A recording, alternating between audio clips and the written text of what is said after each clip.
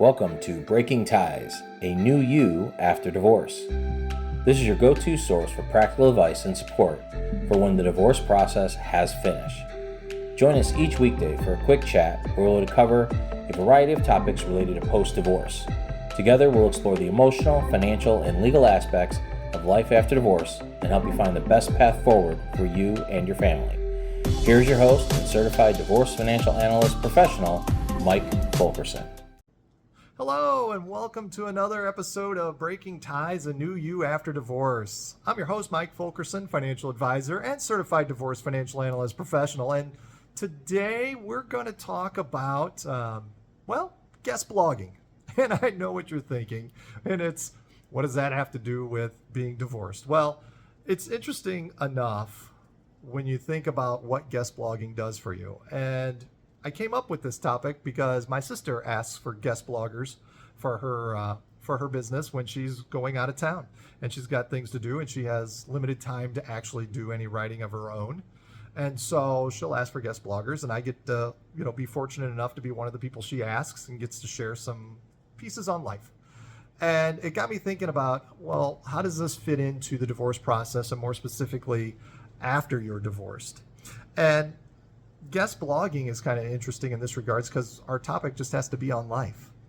And after your divorce, you're thinking about life quite a bit and how things fit and where things go and what do you want to do. And if you have kids, what's that look like as far as the relationship you have? And so what I like about the guest blogging is it makes you think, reflect, and self-reflection is good.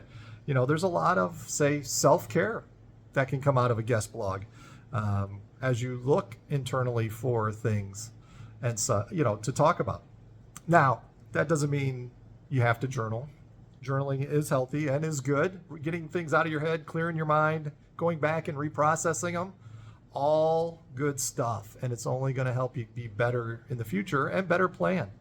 And when it comes to it, the goal here is to be a best version of you.